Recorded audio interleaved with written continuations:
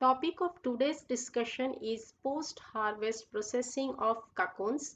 Content of this topic are stifling, sorting, storage, deflossing and riddling.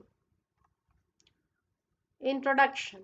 Bombyx mori cocoon is formed of single silk fiber joined by sericin or silk glue. There is also presence of negligible amount of ash and coloring matter. Post-harvest processing of cocoon is necessary before reeling because we need to remove sericin, we need to remove ash, coloring matter so as to get shiny, lustrous silk fiber.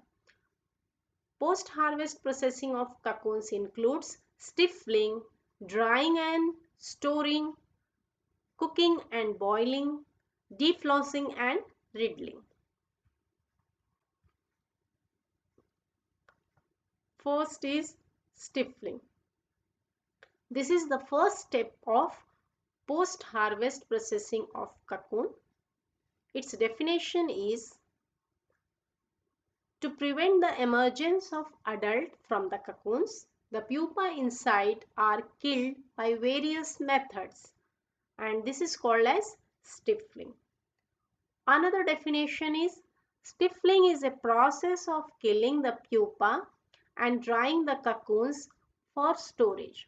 There are three methods of stifling: sun drying, steam stifling and hot air conditioning. Sun drying. Cocoons are spread in direct sunlight for long time. Merits of this method is it is easy, cheap and can be stored for a long time. Reeling is possible soon after drying. So in tropical country like India, this is a very easy method because we have lots of sunshine in summer season. Demerits of this method, it requires large amount of sunlight which is not available at all places and in all seasons. We need more time, more labor and space for spreading the cocoons. Shell hardens affecting reliability because you cannot control the temperature here. So the shell may harden if it is exposed to more sunlight. Steam stifling. Hot and wet steam is passed over the harvested cocoons to kill the pupa. Merit of this method is stifling of cocoon is more uniform and fast compared to sun drying. Large amount of cocoons can be stifled in a short time. So we save on time, we save on labor and space. Demerits of this method is cocoons remain wet and cannot be stored for a long time. It needs seasoning, that is 3 days of drying before reeling. Incomplete seasoning leads to staining of the cocoon, fungal growth on the cocoon and silk wastage. Hot air conditioning. In this method, stifling and drying of cocoon is done simultaneously using hot air conditioning. In Italian conditioners, the cocoons are first exposed to 50 degrees centigrade and then slowly increased to 90 degrees centigrade. And in the conditioning units of Japan, the cocoons are first exposed to 95 degrees and then slowly decreased to 55 degrees centigrade. This is suitable for any amount of cocoons. It is better for bivoltine species. It requires less labor and can be stored for long time. Demerits are the equipments are costly. Skilled persons are necessary for repair and maintenance. It is not suitable for different sized cocoons available in Indian markets. We mostly have multivoltine races in India and very few large bivoltine races. So this is not suitable for India. This is a hot air dryer. From outside you can see it, and this is the inside of the hot air dryer where trays are there, mesh trays in which cocoons are placed and hot air circulates. Temperature and timing can be monitored. Next is cocoon sorting. Sorting of cocoon is done by spreading the stifled cocoon on the table, and defective cocoons are removed by the sorters. Cocoon defects observed as a result of defective rearing method and mounting method includes double cocoons. This is because of less space. During the process of rearing, when the worms are more and the number of chandrika are less, then more worms are there on single mountage, and because of that two worms may start spinning cocoon side by side, and this leads to sticking of the cocoon, double cocoon. Immature cocoons are those cocoons which are formed by unripe larvae. So unlike unripe larvae, when you put it on the mountage, then they move here and there in search of food, and after some time when they mature, they spin cocoons. So in the end of their life, they did not get feed, and the cocoon that they spin are flimsy. Premature cocoons are a result of incomplete pupation. So the larva was not mature enough, and we have harvested the cocoons earlier, and because of that the larva did not get converted into pupa. Stained or soiled cocoons. When the pupa inside dies due to any reason, then it emits liquid which stains the cocoon and soils the cocoon. Small sized cocoons or flimsy cocoons, these are because of unequals. So when a rearing method is not properly followed, in that case when the feeding is not given properly, some of the worms they grow more and some of the worms lag behind in their growth. As a result, we have unequal worms and we have unequal sized cocoons, some large, some small, some flimsy. Malformed cocoons. So cocoons may have impressions on them. The texture may not be uniform. This is because of environmental fluctuations at the time of formation of cocoon or disturbance to the worm during cocoon formation. Mute cocoons.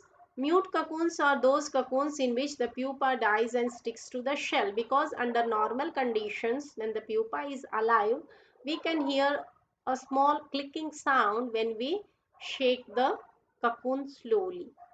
Calcified cocoons. When the larvae is infected by fungal disease such as muscardine, it spins cocoon and the pupa inside is also infected one, and it is calcified and dies. So such cocoons are calcified cocoons. Fragile or thin shelled cocoons, or because of improper storage conditions. Urinated cocoons are those cocoons which are spoiled by other worms. Fungus attacked cocoons are those cocoons which are having fungal growth on them. Double layered cocoons are the large cocoons where there are many layers of silk and it is not reliable. Defective cocoons as a result of parasitic infestation includes perforated cocoons. This may be due to oozy fly and mastid beetles. Defective cocoons as a result of emergence of moth. This is because when the harvesting is done late, then the adult emerges out from the cocoon and it pierces the cocoon. Such pierced cocoon do not fetch market price. Storage of cocoons. Cocoons that are seasoned are either reeled immediately or stored in godowns for further reeling.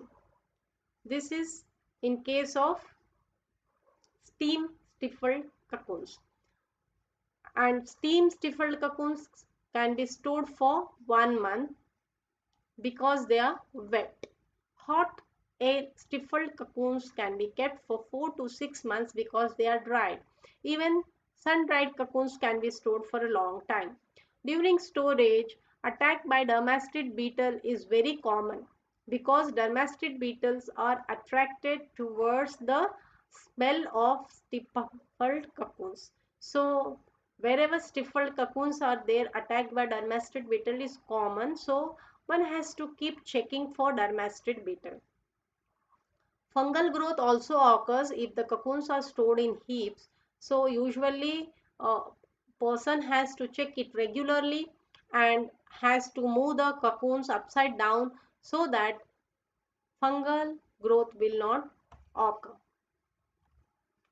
Precaution against pests and fungal infection has to be taken when the cocoons are stored. So complete drying of cocoons is must to avoid fungal infection.